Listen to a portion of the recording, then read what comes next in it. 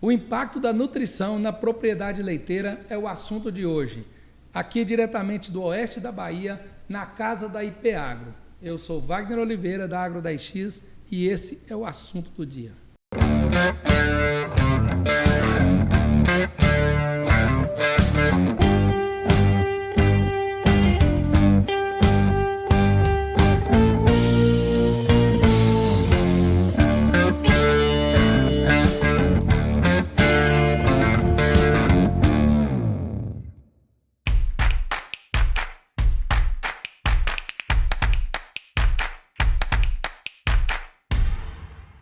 E para falar desse assunto, aqui hoje no Agro 10X na Fazenda, estou com Daniel Menezes, gerente comercial da IP Agro, e com Rodrigo Junqueira, responsável técnico também da IP Agro. Já vou começar no bate-pronto. Daniel, como que foi sua primeira experiência com a pecuária leiteira? Primeiramente, Wagner, é um prazer estar de novo aqui, né? Conversando um tema bem legal. Sempre fazendo essa pergunta, eu me lembro logo no começo da minha faculdade. Entrei na faculdade. Meu pai sempre teve uma propriedade, a gente trabalhava com banana, e ele comprou 2 vacas leiteiras. E aí, aquela vontade, né, de fazer algo diferente, algo novo. Eu me lembro que eu prendi as 2 vacas, rapaz, em produção, num cercadinho de 3x3. Eu digo, não, vou dar nutrição para esses animais. E naquele momento, calor, eu não entendia muito bem, elas tinham um tipo leiteiro, aquele tipo bem... os ossos aparentes, né? Diferente de um gado de corte que é gordo, né? Vistoso. E aí eu olhei assim, não, vou alimentar elas. Fiz o cálculo tudo certinho, começo de faculdade, lendo muito livro. E quando fiz a nutrição, digo, daqui a 10 dias estou de volta. Quando eu cheguei 10 dias de volta, e aí? Aumentou o leite, melhoraram? Não, Daniel. Estão mais magras e estão produzindo igual. Eu digo, meu Deus do céu, o que eu fiz de diferente? E essa foi assim minha introdução à pecuária leiteira, né? Aí claro, volta para casa com a obrigação de entender o que foi que fez de errado para poder fazer o certo, né? Meu pai sempre cobrou. Ser informado ali, né? Informação. Na verdade, eu ainda estava no segundo semestre da faculdade, cara. Então assim, tudo muito novo, né? Então assim, a vontade de fazer algo, né, diferente, melhor, é grande nesse momento. Sim. E aí você deixa algumas coisas passarem despercebidas, né? Mas sim, graças a Deus, hoje é totalmente diferente. Com certeza, a hora de errar é isso. E aí, Rodrigão, como foi a sua primeira experiência com essa atividade? O meu primeiro contato com a pecuária leiteira, ela veio de infância, né? Desde a infância. Os meus avós tinham propriedade rural. E naquele tempo tirava, a gente fala hoje, tira leite de vaca Nelore, né? E aí eu chegava para passar lá minhas férias e eu via aquele meu tio que tomava conta, né, da propriedade na época e tirava 5 litros de leite por vaca, eu achava aquilo fenomenal, sabe? Algo um absurdo. Nossa, que... E assim, depois coletava aquele leite, levava para processar mesmo, onde fazia requeijão e a gente comia aquele requeijão. E o bom do requeijão é a rapa, né? É o fundo do tacho. E aí depois eu tive a oportunidade de fazer um curso técnico, né? E aí eu tive a oportunidade de estagiar numa fazenda, lá na região mesmo, no semiárido, onde era um produtor de leite. E aí já era um potencial produtivo um pouco maior, com vacas mais específicas. Foi onde eu comecei a me inteirar um pouco mais e vivenciar um pouco mais da atividade leiteira. Depois disso eu comecei a trabalhar com a parte nutricional também. E a pecuária leiteira, o que me fascina nela é porque, assim, grande parte, principalmente na nossa região no Nordeste, a grande maioria dos produtores são pequenos produtores. Sim. São produções familiares, né? E quando eu comecei a fazer parte da parte comercial, né, assumindo essa função de nutricionista, é gratificante você dar uma instrução para um pequeno produtor desse e você vê a evolução da cadeia. E é engraçado, Rodrigo, você falar isso, dessa característica de você ter uma produção de leite, né, sempre muito próxima do pequeno produtor, né? Nada contra, mas assim, com toda certeza, para propriedades pequenas e médias, né, a pecuária leiteira ela entra, né, encaixa com uma luva, principalmente pelo fato de produção e por faturamento diário. A questão do fato, da forma de você ter o faturamento quinzenal, né? A recorrência do dinheiro voltando ao caixa. E isso é é o que a gente realmente vê nessas andanças que nós fazemos hoje na Bahia e também no Nordeste como um todo. Eu não sei se vocês lembram disso, mas pelo menos quando eu convivia com pecuária leiteira, quando eu era ainda adolescente, meu anseio era aprender a tirar leite. Era doido para aprender a tirar leite. Aí depois que eu aprendi a tirar leite, aí virou obrigação, né? E o pai quer que você venha tirar leite. Aí eu não queria mais tirar leite. Falei, brincadeira, né? Mas é legal. Tirei leite muitos anos na vida também, sei lá, uns 8, 10 anos de curral, assim, antes dos estudos, simultâneo aos estudos. E é legal. A pecuária leiteira, ela tem a sua função dentro da propriedade, né? Com certeza. É muito interessante. Mas pensando um pouco agora na IP Agro, como de maneira geral. Qual que é a correlação da IP com a pecuária leiteira? Existe, não existe? Conta isso aí para nós. Não, com certeza. A gente estava conversando um pouco antes aqui, eu e o Rodrigo, lembrando, né, das histórias do fundador da IP Agro, né, que é o Stefan. E ele tem a família dele, né, tem uma fazenda na Alemanha com mais de 700 anos de sucessão, utilizando a pecuária leiteira, né? E assim, ele nas conversas, né, com a gente sempre conversa muito e pontua como que a gente enxerga dificuldades aqui e, na verdade, você tem em outros lugares tem dificuldades iguais ou maiores, como é o caso. Uhum. E sempre é interessante que nessas conversas ele leva muito a questão da tecnologia. Então, assim, ele comenta que nos estágios dele, quando ia fazer na Alemanha, na fazenda da família, já tinha ordenha robotizada. Não. Né? Então, cara, 2000, 2002, né, aproximadamente. Então, assim, a história da IP, né, com a pecuária leiteira, ela é muito grande, né? Uhum. Começando com o nosso diretor e trazido aqui pela gente nessa introdução. Ele costuma dizer que nós estamos 20 anos atrás da Alemanha, né? Nossa! Em termos de tecnologia. E assim, acho que é bem interessante porque, apesar de nós sermos, né, pecuaristas de corte, hoje, a grande inspiração, né, do nosso gestor veio da pecuária leiteira. Sim, né? sim. A grande inspiração dele. Ele trouxe para cá, para a pecuária de corte, essa pegada da sustentabilidade, essa pegada da intensificação, da tecnologia. E, além do mais, a IP Agro hoje ela é importante dentro do cenário, principalmente do Nordeste, porque nós somos produtores de um dos principais ingredientes, né, para a alimentação das vacas, né, que é a torta de algodão, onde a gente produz quantidade considerável e vendemos aí, comercializamos com parceiros de todo o Nordeste. E é engraçado, nessas andanças, assim, regularmente 2 a 3 meses, né? Nós da equipe da IP Agro, a gente dá uma rodada nos clientes e potenciais clientes dentro do Nordeste. Uhum. E a gente começa, nessas andanças, a gente começa a ver assim, a história do algodão no começo dos lugares, né? Principalmente no Nordeste. E aí você imagina-se que a torta de algodão ela começou muito antes no Nordeste. E aí depois veio aqui para a gente pela questão da fronteira agrícola, do aumento de produção do algodão, enfim. Mas assim, essa história, como o Rodrigo falou, é muito interessante. E tem um negócio legal que a gente sempre conversa, né? Hoje, a grande produção, né, na pecuária leiteira, das fazendas leiteiras no Nordeste, é a danada da palma, né? Que chamam-se palma forrageira, que na verdade ela entra como um concentrado energético na dieta. E aí, uma das características dela é ter baixa fibra, né?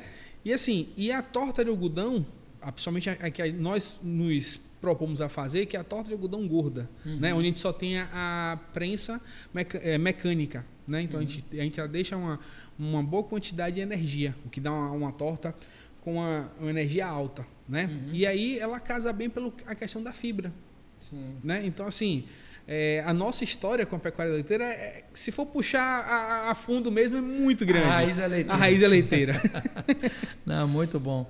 E quando a gente olha assim, para o cenário atual da produção leiteira, a gente entende em termos... Como que vocês veem o nível de eficiência do produtor quando ele tem que se planejar, quando ele tem que produzir o seu volumoso? Como é que vocês enxergam esse cenário hoje? Onde que nós estamos? Eu vejo que a pecuária, assim, eu não diria a pecuária leiteira, eu falo a pecuária como um todo, ela é bem heterogênea. Certo. É bem heterogênea.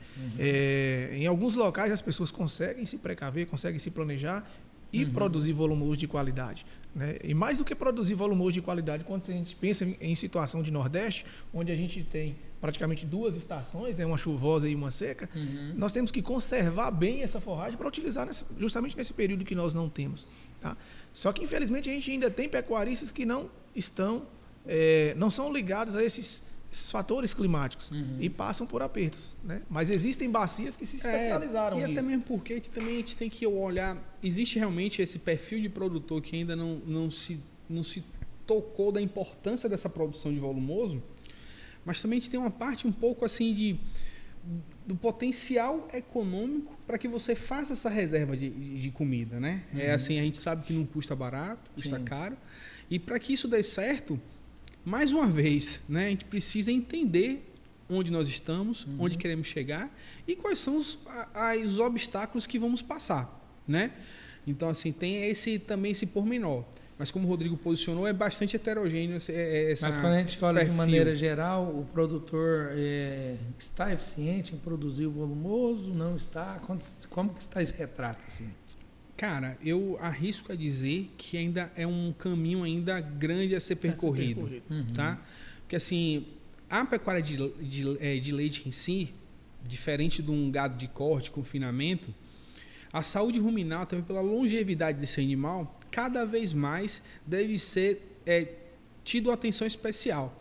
Então, assim, diferente do gado de corte, onde você faz dietas mais desafiadoras, né, com um pouco mais de energia, amido alto, você tende a fazer, dentro da sua pecuária leiteira, tá, dietas mais, não diria conservadoras, mas dietas mais pé no chão, com bastante atenção a essa questão dessa saúde ruminal, né? Porque você precisa, inclusive tem aspectos do leite que está ligado diretamente com essa questão dessa saúde ruminal, uma melhor ruminação, aumentando os sólidos totais dentro de uma produção de leite. Sim. Tá? Então, assim, a produção de leite em si, ela tem uma outra característica, tá? Mas que, assim, a gente percebe que ainda precisa ter uma evolução muito grande. Muito grande.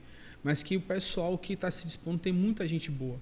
Essa ida do Nordeste lá mesmo, eu conversei com o Rodrigo, é um negócio bacana. Eu vi uma situação do cara, é uma ideia, eu não fiz as análises necessárias para poder ter um parâmetro técnico na mão, mas a ideia é muito bacana. Reidratar milho através da palma, a palma batida. Então, assim, tem muita gente fazendo muita coisa legal, tá? O desafio, assim como o perfil do produtor, ele é bastante heterogêneo, tem desafios muito grandes, mas garanto que tem gente melhores ou piores, mas que faz, na média, um bom trabalho. Bacana. Pessoal, quando a gente olha para a produção, de maneira geral, seja no corte ou no leite, a reprodução ela é uma preocupação central dentro do sistema. Como que vocês entendem a nutrição, especialmente no gado de leite? Como que a nutrição encaixa como esse fator decisivo dentro desse sistema leiteiro, vamos dizer assim? A nutrição, ela é fundamental. Ela é fundamental. Para uma vaca, ela via produzir leite, primeiro ela tem que reproduzir. Sim. Primeiro ela tem que reproduzir. Sim. E no mundo animal, para um animal ciclar e vir a reproduzir, ela tem que estar nutrida. Sim. Ela tem que estar nutrida, né? Primeiro o animal ele vai consumir a energia para se manter. A partir daquelas sobras é que ela vai a nutrir. Eu até acredito que assim, a principal função de uma vaca leiteira é reproduzir. Eu arrisco a dizer, entendeu? Porque assim, sem a reprodução em si, você se limita muito nas suas ferramentas, né, de possibilidade de manejo. Uma coisa interessante dentro de uma possibilidade, no mercado onde você tem uma baixa, por algum motivo, que você seja forçado a diminuir o seu desembolso, e que você imagine diminuir ração, rapidamente a gente pensa, onde eu vou diminuir ração? Onde produz menos. E quais são esses animais que produzem menos? Animais que estão com mais de 120 dias de lactação. E que, de forma imperativa, elas deveriam estar cheias. Porque, assim, imagine você secar uma vaca que consome 3 a 3,5% do peso vivo de 600 quilos de média, tá? Sem ela deixar dinheiro na fazenda. Se não for assegurando sua próxima lactação, não tem como. Não tem como. Então, assim, é por conta disso que eu arrisco a dizer que, assim, o principal produto, né, da vaca leiteira é reprodução. Reprodução. Né? Reprodução, com certeza. E, assim, a finalidade da reprodução é reduzir essa quantidade de animais improdutivos na fazenda. Sim, reduzir claro, uma recria, né? Porque quem paga a conta da atividade leiteira é o leite. Então, a nutrição vem para isso. Principalmente reduzir a quantidade de animais improdutivos dentro da fazenda. Isso é extremamente interessante. Muito, muito. E quando a gente olha para estratégias nutricionais dentro desse, vamos falar, de ambientes mais específicos, como é o caso aqui, vocês estão situados no oeste da Bahia, quando a gente olha para estratégias nutricionais, pensando nesse contexto aqui de oeste da Bahia ou até mesmo de Nordeste, de maneira geral, o que vocês têm assim, de experiência de estratégias nutricionais que podem impactar aí o sistema? Eu acho que o principal foco do produtor é produzir um volumoso de qualidade a um bom custo-benefício, né? Até mesmo porque quando você direciona a sua produção interna para produzir algo que você próprio consome, você está muito próximo da economia circular, né? Então você tem menos ação do mercado. Sim. Entende? Então, assim, e é claro, junto disso, que você puder, né, produzir o máximo possível dentro da sua propriedade, e aí o Nordeste em si, que a gente pode falar pelas andanças, tem um potencial absurdo de fazer a palma forrageira, né? A gente fez uma live há algum tempo atrás com um professor chamado Raimundo Leite, uma excelente pessoa, mostrando um potencial de plantas forrageiras a serem produzidas dentro da sua propriedade leiteira, que de alguma forma entram de forma direta na sua economia e melhor custo-benefício de produção de leite. Então, assim, se eu pudesse elencar a principal inovação, tecnologia a ser aplicada, assim, dentro da pecuária leiteira, é entender essa produção de volumoso, essa produção de possibilidades volumosas, ou no caso da palma mesmo, concentrados energéticos, né, dentro da própria propriedade. E isso tem um impacto grandíssimo no seu custo, né, como um todo. E assim, às vezes a gente andando por aí, o cliente pergunta: Daniel, qual é o principal volumoso que a gente pode estar utilizando aqui? E aí eu aproveito eu mesmo, respondo a pergunta e falo: cara, isso é muito difícil de responder, porque cada região tem uma aptidão para um volumoso. Quando você vai para o sul do país, nós temos aí as leguminosas, né, as forrageiras de inverno. Quando você vai para o Nordeste, a gente já tem a palma, que contribui muito bem, tem a mandioca. Então, assim, é uma série de fontes de volumoso que a gente pode estar utilizando, mas o mais importante é o cara produzir bem aquilo que dá melhor na sua região. Né? E fazer, o que você está falando, trabalhar muito essa questão do custo-benefício. Poxa, nós temos clientes hoje que abriram mão de produzir o máximo possível, né? Claro, dentro de um ciclo de produção, né?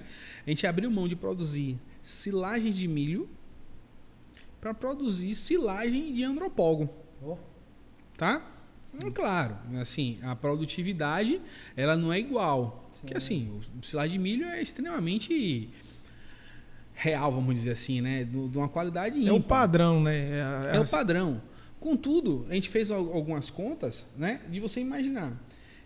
Um custo de hoje de área irrigada, de uma silagem de milho a R$14 mil aproximadamente, te dá, numa produção, se você conseguir de 40 toneladas, 35 centavos por quilo de matéria natural. Em contrapartida, nessa mesma área não irrigada, de sequeiro, eu consigo fazer uma silagem de andropógon a 5 centavos.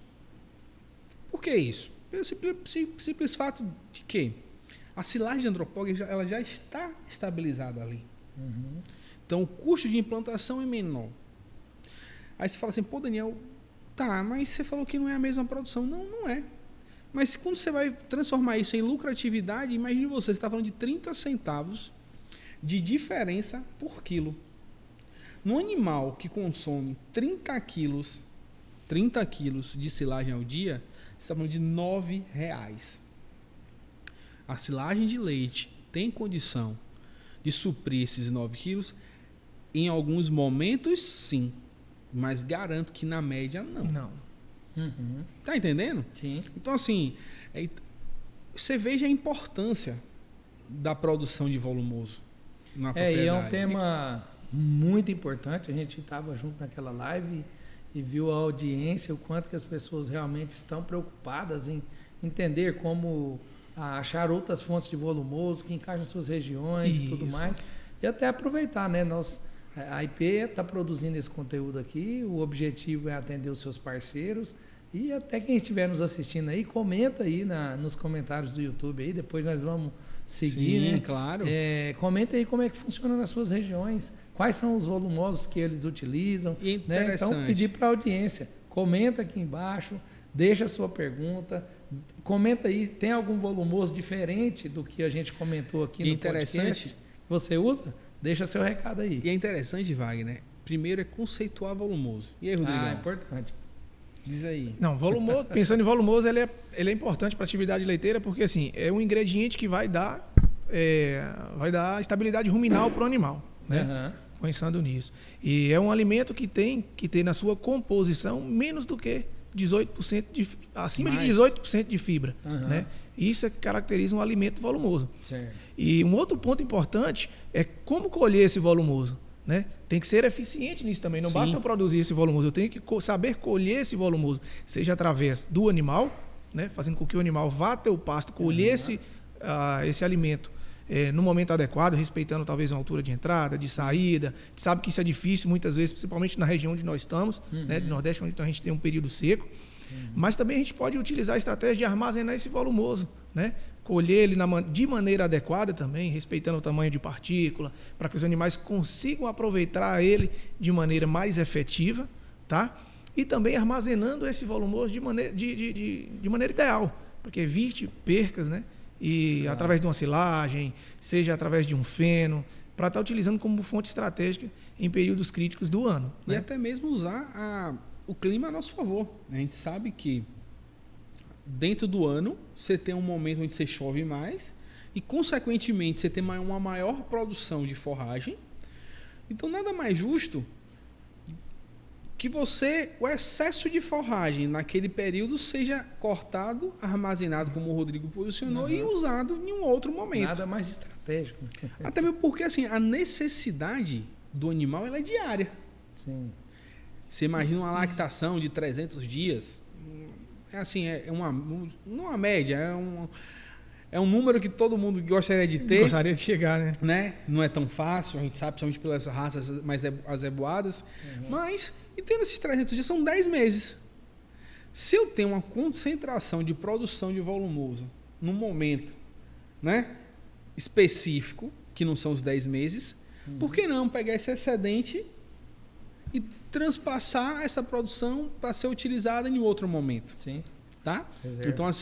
Então assim, a tecnologia da produção de volumoso e a aplicabilidade dele é muito importante na pecuária leiteira, muito mesmo. Ainda falando em volumoso, como que o equilíbrio entre volumoso e concentrado pode afetar não apenas a produção de leite, mas também a condição produtiva desse rebanho? Como é que é esse equilíbrio? Essa é uma ótima pergunta, Wagner. A gente está falando aqui em volumoso e existe uma gama gigantesca de volumosos, né? E a importância de nós utilizarmos o volumoso ideal para a nossa região é assegurar a colheita dele. Sim, né? Claro. E a importância de nós colhermos ele no momento adequado é ter o potencial de utilizar a máxima qualidade desse volumoso. Com isso, a gente consegue extrair tem um potencial de extrair mais de uma produção de leite de uma vaca, por exemplo, e utilizar talvez até menos concentrado. Porque assim, a suplementação ela vem como complemento daquele volumoso. É isso que o produtor ele tem que estar ciente, né? A fonte mais barata. Volumoso mais de maior qualidade, ele acaba economizando. Sim, em suplemento. Ou economiza em suplemento, ou a sua vaca vai responder se você fornece em produção. Produção. Então, é claro que assim, é como o Rodrigo falou, a conta ela é sempre muito baseada no custo-benefício, tá? No fechamento da dieta como um todo. não é isso? Você entender que você o ruminante por si só, por definição, ele precisa ruminar. E o que é ruminar? Nada mais é do que digerir a fibra através da ajuda de micro-organismos, né, dentro nas estruturas intestinais, vamos dizer assim, né, dos estômagos, estomacais, né, do que o ruminante tem. Então, assim, é um negócio absolutamente perfeito. Imagina você, um animal que tem capacidade de transformar um capim, não menosprezando, transformar em um material tão nobre como um leite. Leite, a carne. Entendeu? Ou a carne também no gado de corte. Sim. Então, assim, é um negócio fantástico. E eu ouvi nessa rodada agora com o Nordeste o seguinte: olha, carne, você pode. O leite é o único alimento. Desculpa, o leite é o único alimento que você consegue suprir água e sólidos. E é verdade. Com certeza. Tá entendendo? Então, assim, em suma importância, como que é o ruminante? Né? É um negócio absurdamente fantástico. Não, é maravilha. E a gente já falou um pouco sobre isso aqui, mas em relação ao produtor ser eficiente em produzir internamente o seu volumoso, o seu alimento. Como que isso afeta tanto na qualidade quanto nos custos? Quando a gente sabe das histórias aí de que ou acabou a comida, teve que recorrer ao mercado, ou não se preparou, não fez, teve que comprar no mercado e aí pagou muito mais caro e tudo. A gente fugiu um pouco da resposta, mas vamos lá.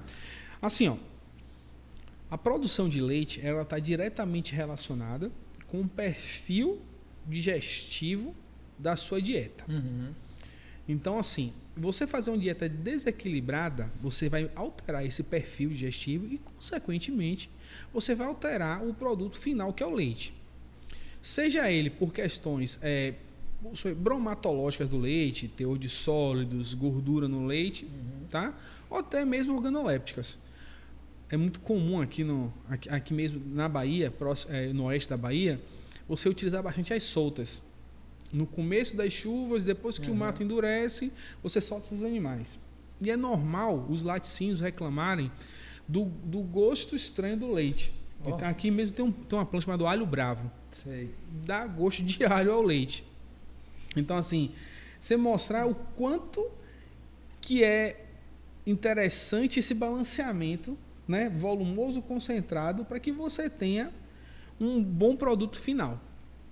Né? Então, assim, o Rodrigo também, a questão da torta também. Da torta, né? Ela é importante dizer porque, assim, a questão de sólidos do leite ela está diretamente ligada à alimentação do animal. Né?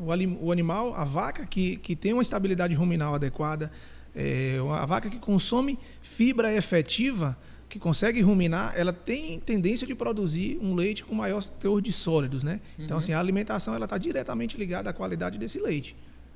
E aí, de forma direta, essa qualidade vai ter um produto final, seja ele leite, manteiga, queijo, né? De melhor qualidade, uma melhor produtividade para a indústria que for beneficiar. Né? E isso, com toda certeza, volta do produtor. Tá? Então, essa é a tão necessário balanceamento, tá? de ração. E nesse é o equilíbrio que nós esse é o equilíbrio. Né? E aí a gente está falando do volumoso. E aí eu vou abrir aqui um pouco. Além do volumoso, quando você imagina de balancear uma dieta, você tem a questão dos concentrados proteicos, que são todos aqueles produtos que têm acima de 18% de proteína bruta na sua base de matéria seca. E tem os concentrados energéticos, né, Rodrigo? Abaixo de 20%, né, de proteína. Tá? Então imagine você como que é perfeito. O balanceamento da dieta nada mais é do que como se fosse uma receita de bolo.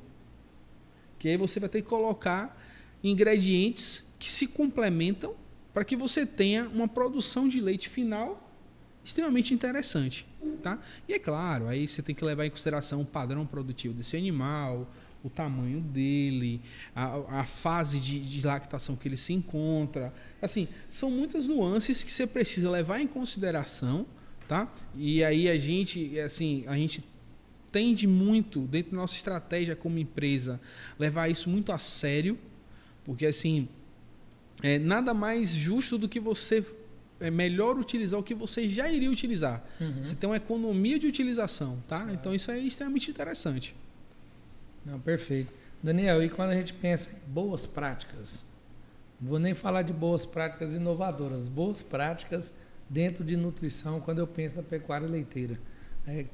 Quais seriam essas boas práticas aí que o produtor tinha que executá-las para conseguir, dentro da pecuária leiteira, para conseguir equilibrar esse sistema? A gente já falou de algumas, né? Mas eu acho que se fosse elencar como prioridades, tá?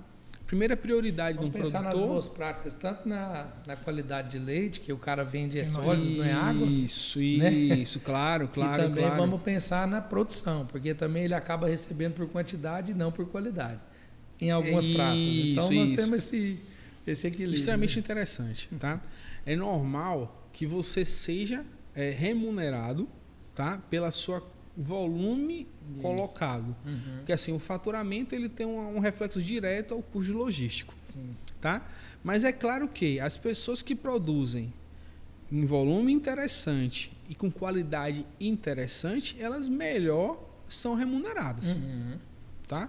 Então, assim, esse contexto como todo, essas boas práticas de produção, vamos dizer assim, se eu pudesse elencar, acho que a primeira situação dela seria a nutrição desse rebanho, o tripé que nós falamos, né? Nutrição, sanidade, não é isso? E manejo. Dentro da nutrição, a gente pode linkar aí o agrupamento de animais, né, Daniel? Com toda certeza, e extremamente interessante. O bom seria que você fizesse uma dieta específica para cada animal. Mas isso a gente sabe que, assim, operacionalmente falando, média, né? Isso, tem que ser para a média. E aí você começa a abrir alguns precedentes de fazer loteamento dentro do seu rebanho. O primeiro loteamento que acredito que pode ser feito com pouca tecnologia é animais paridos de velho para um lado, parido de novo para o outro lado. E aí, quando você faz esse loteamento, a primeira situação que você tem é o seguinte, é você melhor utilizar o seu concentrado, a sua ração, o seu racionamento desse animal. Então, é claro... Ou seja, melhor utilizar o seu recurso, não é? Isso, que porque já está... queira ou não, o concentrado é a parte que mais onera a produção do leite. O que é oferecido, a que está produzindo muito ou pouco, come ele com facilidade, né? Está entendendo? Agora o retorno e você melhora. É muito interessante nós, né, da IPA, entrando na propriedade, entender isso, e às vezes por uma simples mudança, tá? Porque quando você vai falar de lotear, né, animais de produção, mas eu não consigo pesar o leite, mas eu não consigo... Então, ele sabe quem são os bezerros grandes e os bezerros pequenos. E de onde é que vem essa situação de fazer esse primeiro loteamento? Pelo simples fato do entendimento que o animal tem o seu pico de produção estabelecido entre 90 e 150 dias. Então, assim, se eu sei que eu tenho o maior potencial de produção nesse ambiente... É óbvio que quanto mais eu der, mais eu vou ela vai responder, né? E claro, aí frente a isso tem outras técnicas. Você pode dividir animais por produção, tá? Quem come mais, ou quem dá mais produção, come mais ração. Quando a gente fala ração, seria o balanceamento como um todo, tá certo? E aí você tem a questão de tamanho, animais que são mais novos, animais de primeira cria, novilhas primíparas, né? É claro que você vai ter que comer separado, para não ter uma competição de coxo, enfim. Mas assim, eu costumo dizer muito que o feito, né, é muito melhor que o perfeito. Então assim, a gente entender o que nós podemos fazer e daí então lançar a mão da melhor técnica possível. Perfeito. Rodrigo, e quando eu penso ainda em boas práticas em termos de mão de obra, nós sabemos que mão de obra é um desafio para todas as atividades, acho que até rurais, né? O homem no campo, os filhos estão indo para a cidade. Né? A gente está vendo esse movimento. Mas quando eu penso em boas práticas e pensando em mão de obra, que investimentos, que ações poderiam serem feitas para melhorar aí essa relação mão de obra, resultado, produção, como que a gente olha para isso, para esse cenário? Pensando nesse cenário, o que eu enxergo, assim, a pecuária de leite ela é muito familiar ainda, né? Principalmente no Nordeste, quando a gente olha. Então, existem técnicas que podem ser feitas, existem tecnologias que podem ser aplicadas, né? A ordenha mecânica veio para ficar, né? Existem diversos tipos de ordenha mecânica, E existem maneiras também de fixar esse jovem, né, o filho desse homem do campo na propriedade rural. Seja através da educação, seja através, né, de estimular essa pessoa a estar ali no dia a dia. E a atividade do leite ela é uma atividade que exige diariamente do pecuarista, né? E do funcionário também. Então, é um desafio grande você estimular as pessoas a ficarem, mas assim, não tem outra maneira também que não seja através da rentabilidade, né? E da educação, né? Mostrar, trazer esses filhos, esses herdeiros, né, para dentro da fazenda e mostrar o quão nobre é essa produção. Sim. Você já imaginou algum país potente sem ter uma nutrição bem estabelecida? Não tem como. Então, por que nós que temos no nosso DNA, né, essa produção agropecuária tão pujante, por que não, né, chamar os nossos jovens e mostrar o quanto que é importante isso? Uhum. E aí, eu faço muito a minha pergunta seguinte: vocês já chegaram a imaginar o quanto de projetos eles são impactados por falta de mão de obra? Inúmeros, né? Inúmeros. Então assim, imagina você. Então, assim, isso é um desafio grande de todos os setores, né? E assim, é claro, pecuária de leite, o fato do domingo a domingo, né? Eu trouxe essa questão da mão de obra justamente por isso, né? Porque na pecuária de leite o contato, a atividade ela é muito intensiva. Muito intensa, né? Ela é diária, muitas vezes ela é diurna e até mesmo, né, noturna. Né? Tem gente tirando 2 ordenhas, tem 3 ordenhas. Sim, claro. Então, eu acredito que a mão de obra... Para projetos maiores, você tem as robotizações, sim, né? Sim. Que favorecem os vagões, né? Isso para distribuir. Questão de vagão, entendeu? São a tecnologia, com toda certeza, dentro da pecuária, cada vez mais vai estar presente. Uhum. Seja vagões, ordenha mecânica posicionada pelo Rodrigo, tá entendendo? E inovações, às vezes, no dia a dia. Por que não ter um ferista? Por que não, dentro da propriedade pequena, falar assim, poxa, eu preciso de uma semana? E aí eu trago um ponto bastante, como posso falar para você, polêmico. E por que não fazer uma produção por um período determinado? Uma estação de produção, né? Por que não? Eu já ouvi bastante sobre isso. Tem pessoas na Nova Zelândia que fazem isso com maestria.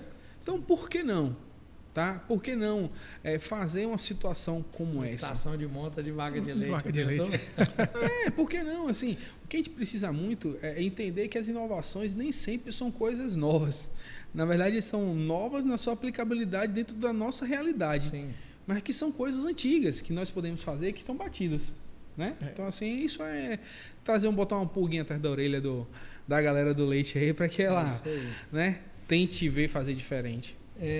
Queria que vocês trouxessem para a gente, como forma de estudo de caso de sucesso, né? Situações em que vocês participaram, estiveram presentes ou participaram dos ajustes nutricionais que ajudaram a melhorar o sistema, a melhorar a produção, a reprodução, enfim. Queria que vocês compartilhassem com a gente aí um caso, cada um aí, de alguma propriedade que vocês atendem ou que atendeu, participou. E como que isso... Cara, eu tenho... Há 3 anos atrás, eu fui, de alguma forma, solicitado por um cliente nosso, né?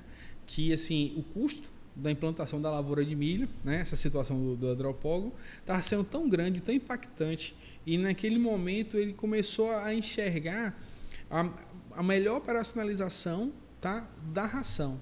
Uhum. E ele fez: Daniel, será que a gente pode produzir apenas com silagem de andropólogo? Aí lançou. Eu digo: rapaz, assim, ó, nunca fiz, tá? Mas estamos parceiro.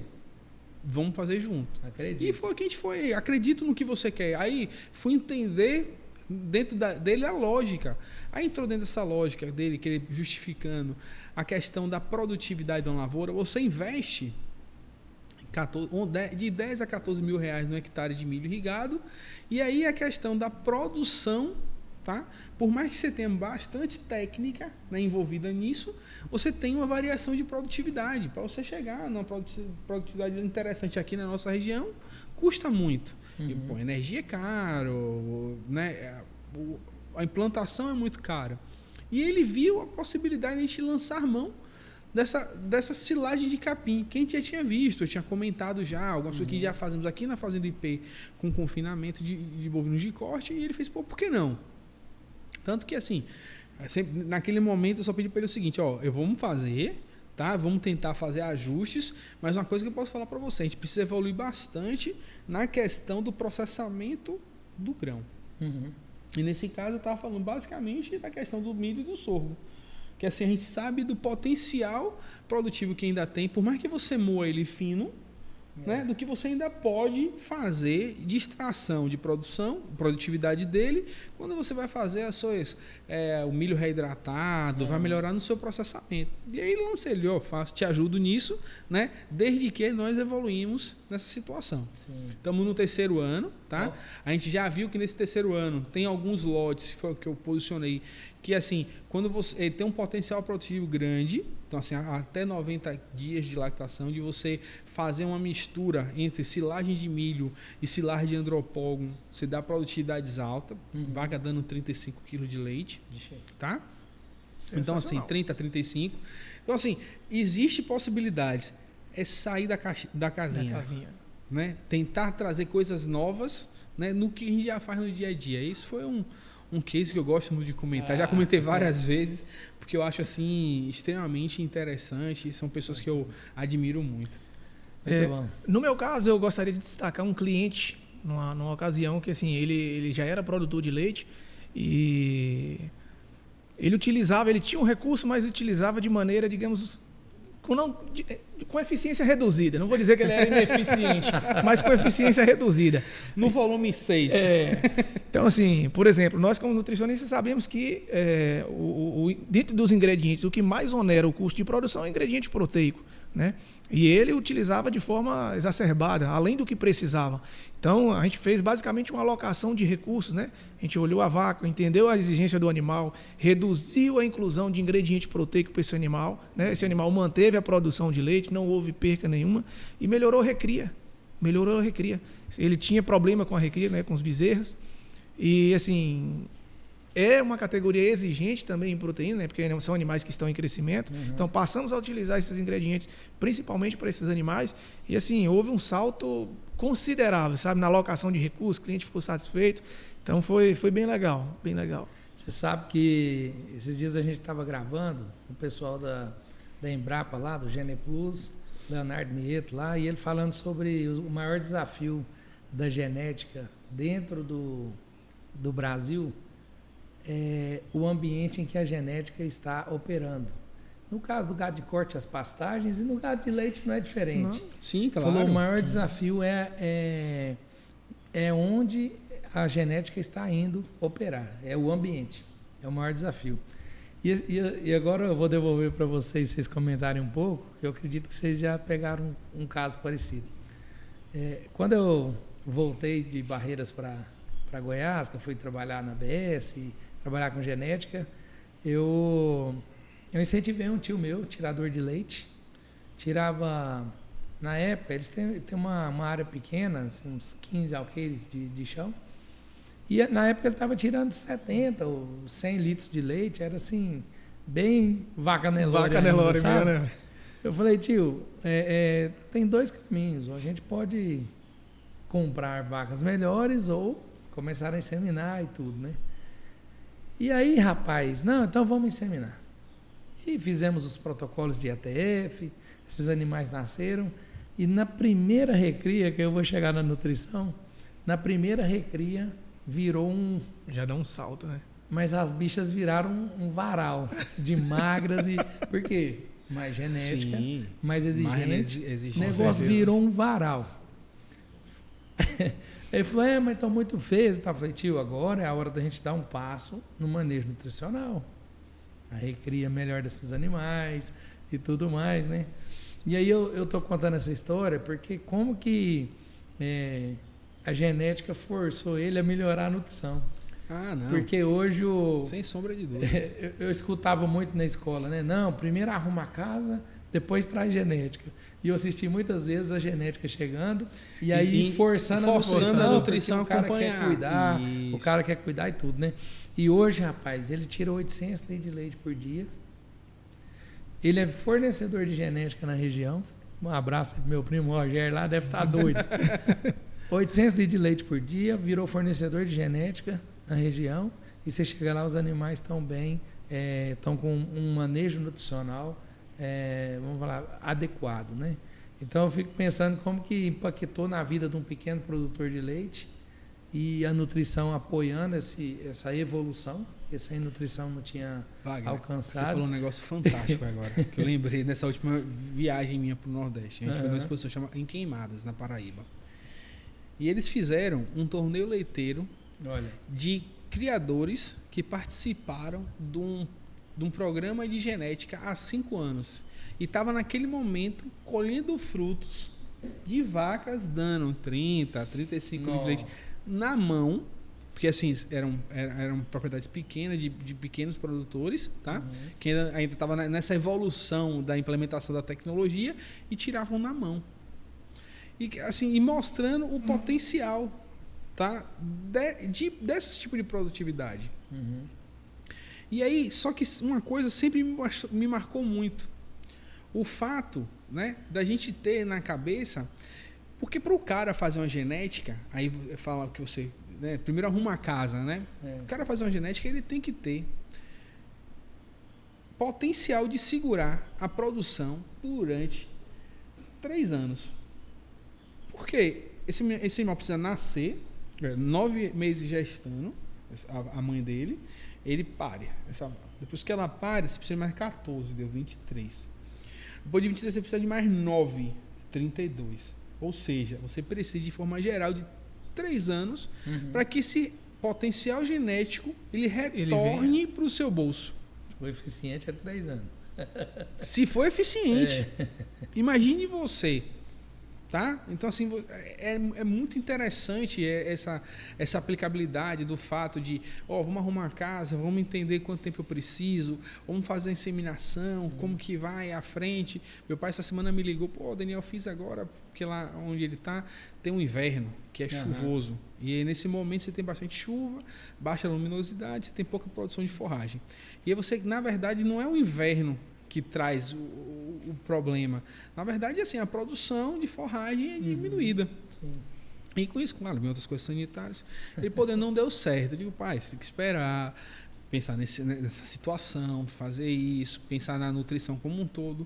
Mais uma vez, né? Entendendo o alicerce do negócio. Sim. Mas é impressionante, eu vou te passar, Rodrigo, é impressionante como que a própria genética e quando entra outras tecnologias, a nutrição é uma tecnologia? Sim, com toda certeza. Como que muda a vida das pessoas?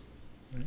Esse caso que você contou, hoje um produtor de 35 litros aí. No Nordeste, né? No Nordeste, com uma estratégia discutida em comum com vocês e está no 3º ano e está funcionando.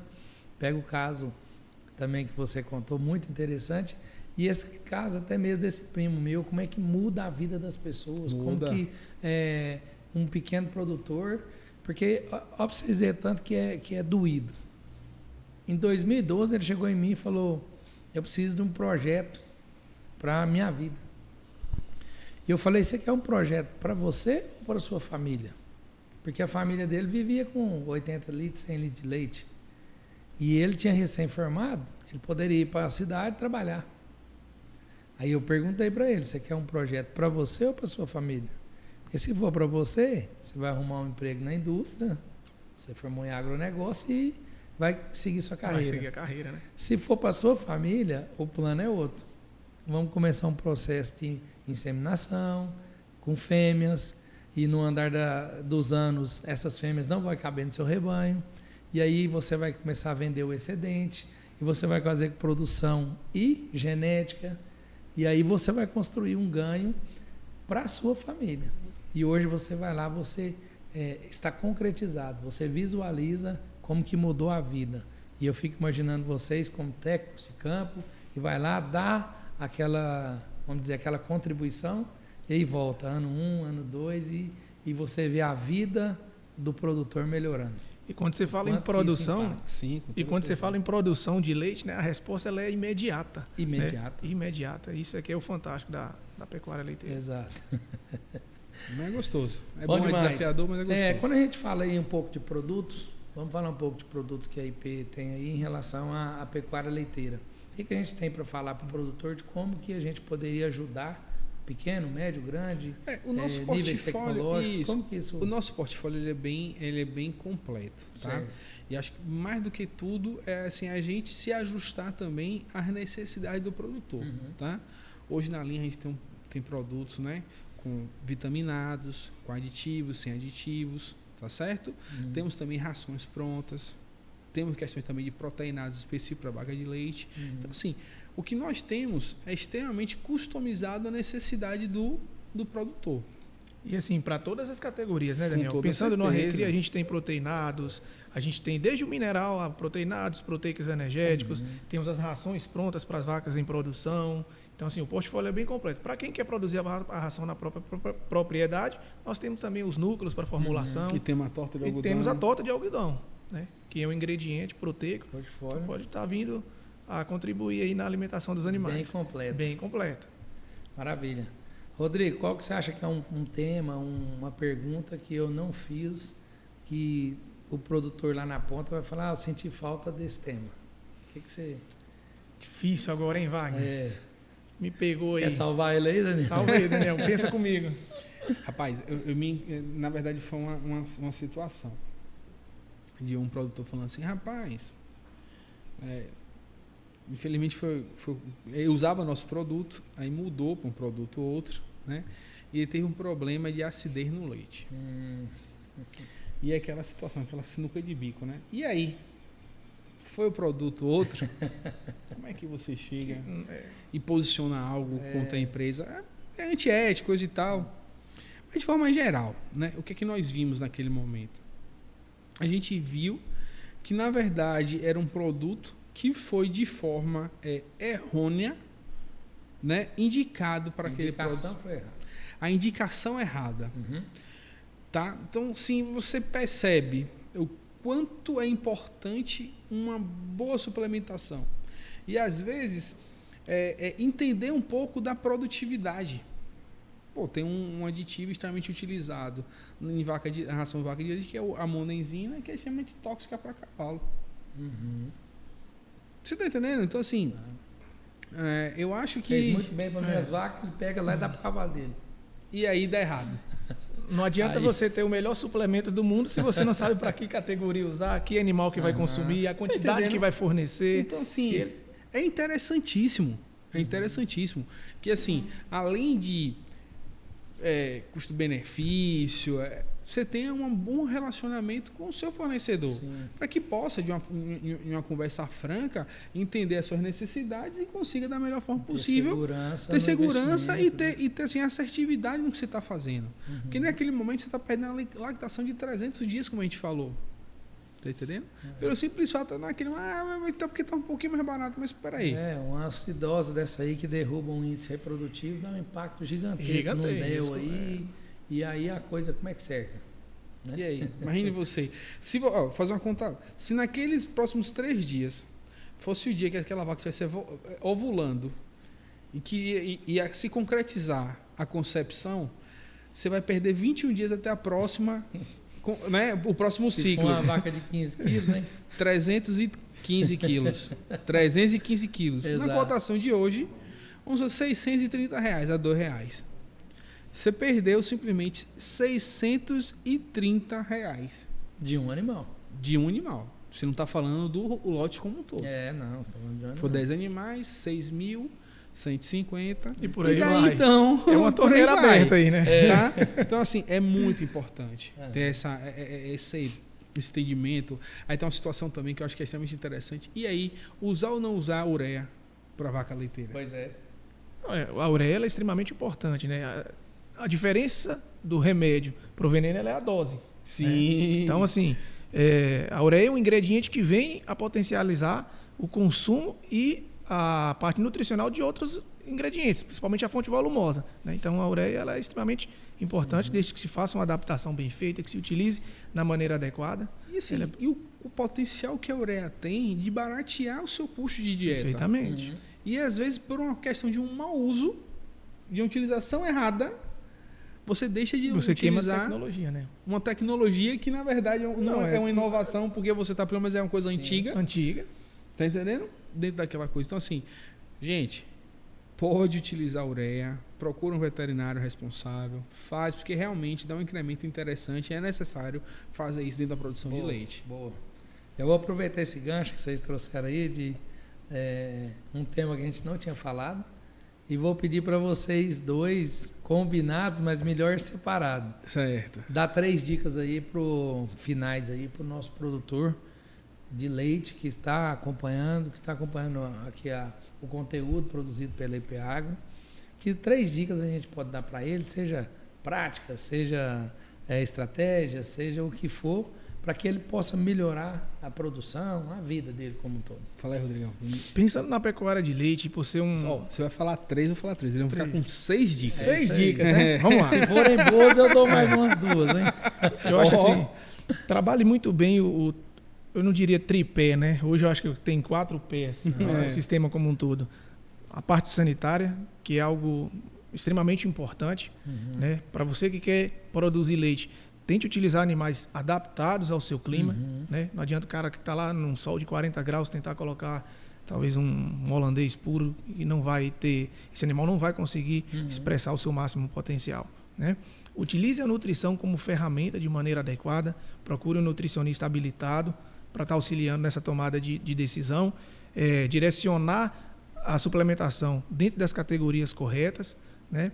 E um outro ponto que a gente falou muito bem pessoas, né? Por isso que eu saio um pouco do tripé. Trabalhe bem em pessoas, e a pecuária de leite ela é um sistema que responde diariamente ao manejo animal. Procure pessoas que saibam lidar, que tenham paciência para lidar com os animais, que sem dúvida os animais eles vão responder. Vamos lá, vou dar mais 3, né? Vamos lá. Então, vamos lá. Primeira dica que eu acho que é interessante. Entenda que seu animal precisa consumir 45 quilos de capim por dia. Tá? Ponto. Tenham isso em mente, para que você não se perca na principal função sua como fazenda, que é a produção de volumoso. Segundo, esses 45 quilos de leite têm potencial produtivo se for um bom volumoso, tá? De 10 litros de leite. E aí você vai ter que fazer um complemento dessa produção. Então vamos lá. Você a cada 3 quilos de leite produzido, você, de forma geral, você vai dar 1 quilo de ração. Tá? Então, vamos lá. Primeiro, o animal consome 45 quilos em média, porque tem variação por peso, tá? De capim picado ao dia. Certo.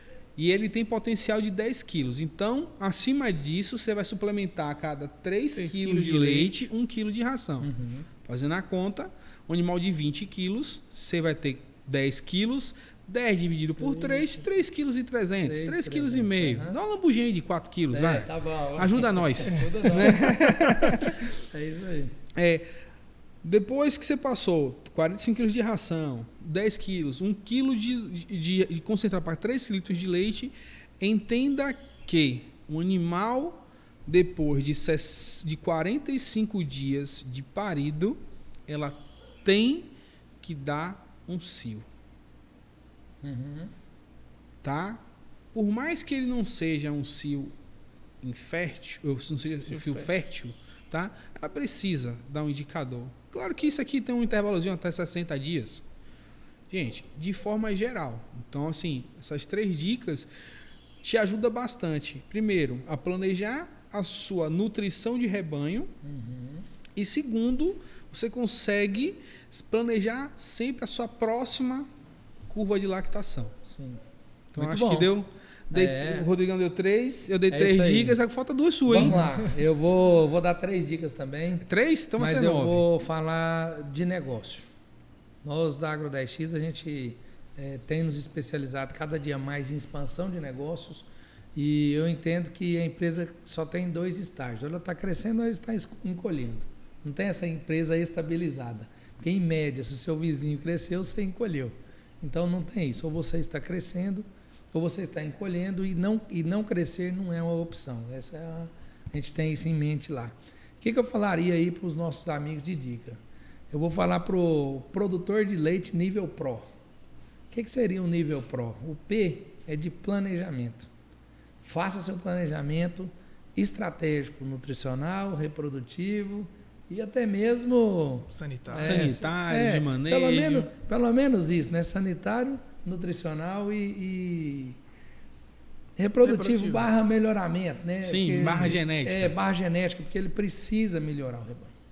Não adianta entufar a nutrição e melhorar, e te cobrar se ele não melhorou a condição genética coisa, do gado e dele. melhorar nem sempre é aumentar a sua produção por vaca dia. Uhum.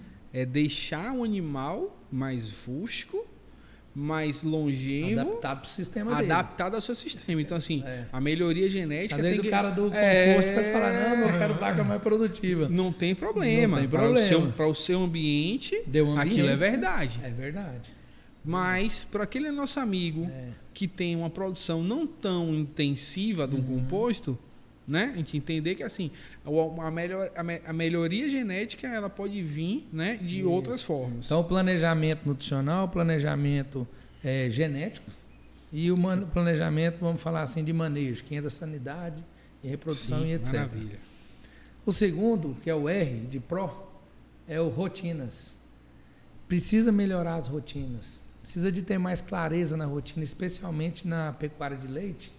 Existe horário quase que para tudo. Né? Sim, então, claro. se essa rotina não tiver bem ajustadinha, e aí, quando eu falo rotina, entra gente, o jogo, e aí melhora ou complica, dependendo do... Mas vai se complica.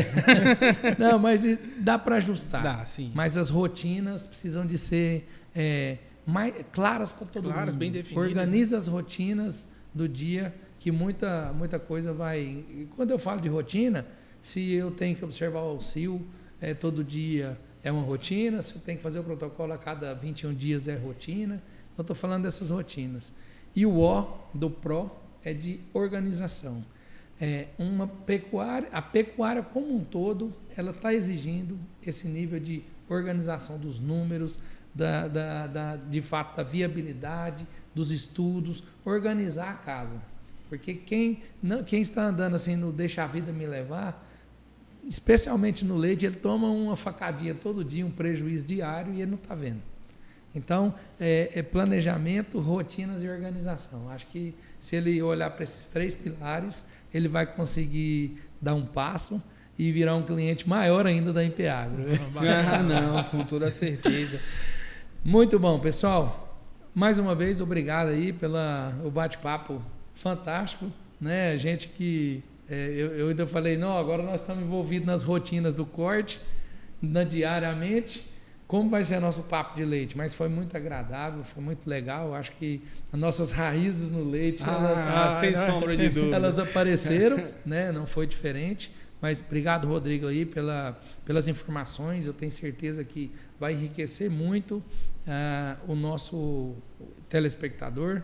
Queria que você desse a mensagem final aí. Não, Wagner, assim, a gente é que agradece, a gente fica à disposição também para qualquer dúvida, nossas redes sociais estão aí, nos sigam, né? Pode mandar mensagem também, que a gente retorna. Eu agradeço pela oportunidade, mais uma vez, de estar aqui discutindo de um tema tão importante.